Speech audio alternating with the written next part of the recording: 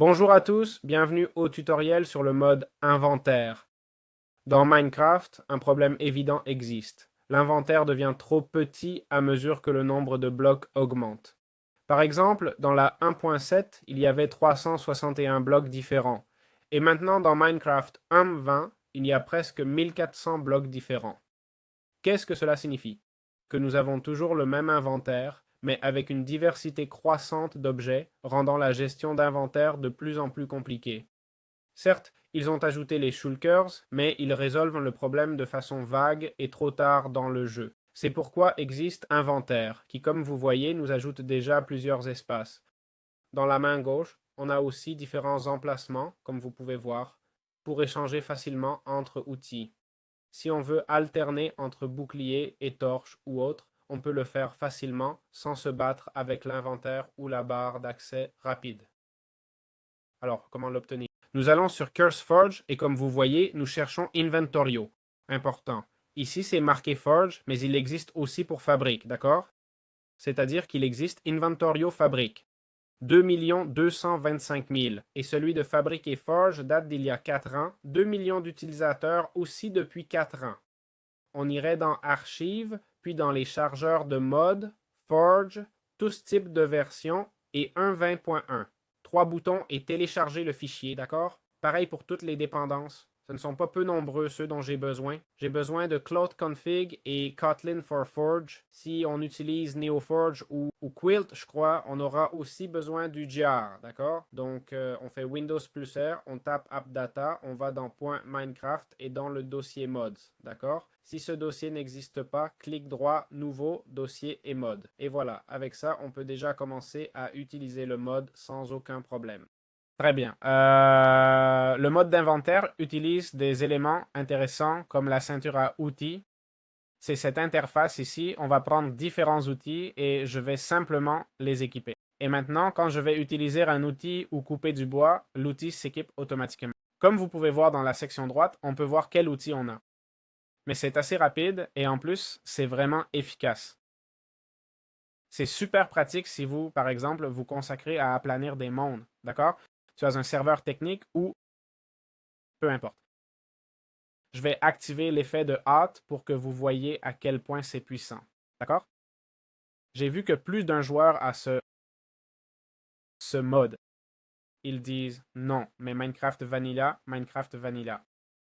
Voyez? Minecraft Vanilla, Minecraft Vanilla. Mec, j'ai hâte niveau 2, d'accord? Bon, hâte 3. Enfin, peu importe. Je devrais enchanter.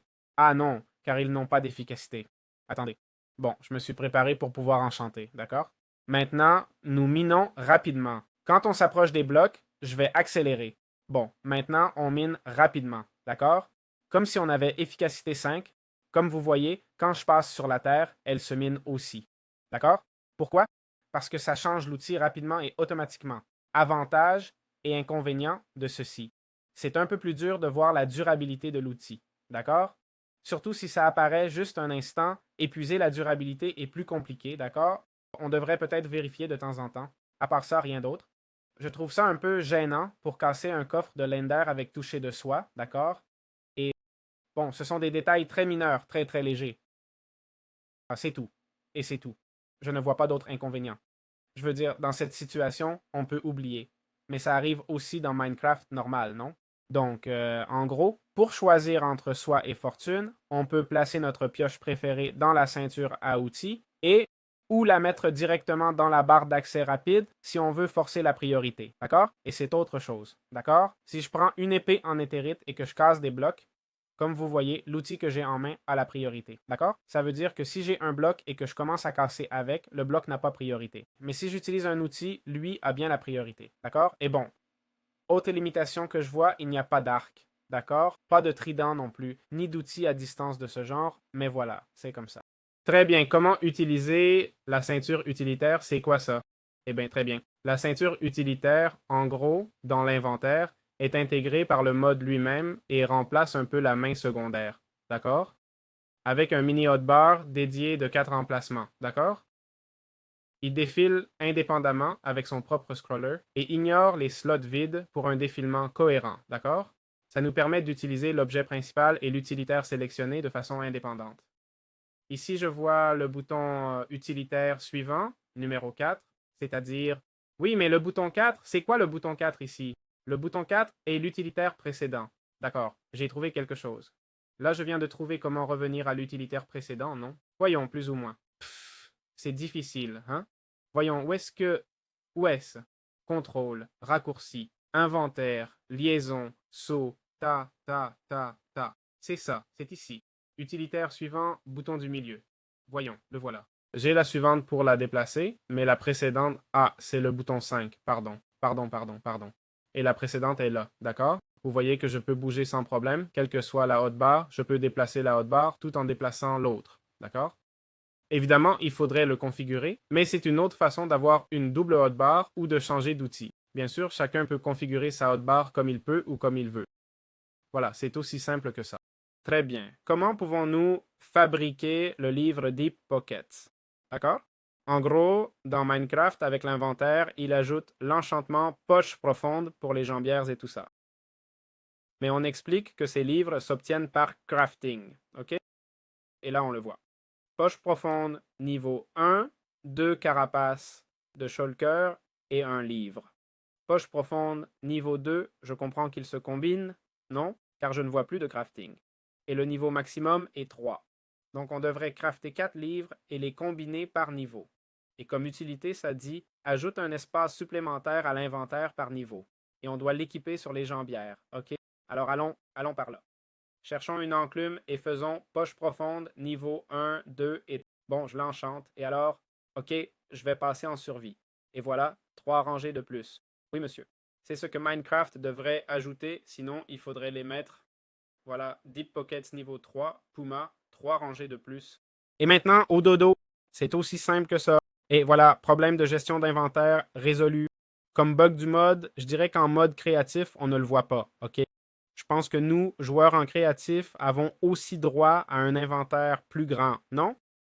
Comme suggestion, si je veux construire en créatif avec ce mode pour faciliter la gestion d'inventaire, je ne peux pas, OK? Je suis sur la version 1.20.1, d'accord?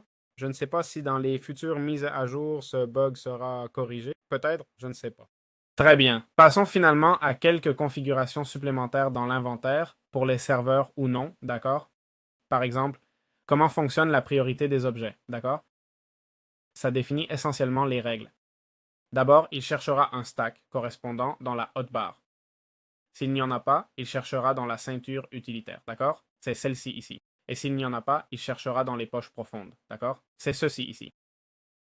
Et s'il n'y en a pas, il continuera à chercher en vanilla, d'accord? Important, le mode n'insère pas d'objets dans les slots vides de la ceinture utilitaire, d'accord? Pour ne pas modifier l'ordre du défilement, d'accord? Ceci ici. C'est la ceinture utilitaire. Non, oui. Ensuite, comment configurer les fusées de propulsion, d'accord? L'inventaire inclut une option ou raccourci pour le vol avec Elytra, d'accord? Si on utilise les Elytras et des fusées, on va par là. Voilà, si j'appuie sur espace, d'accord?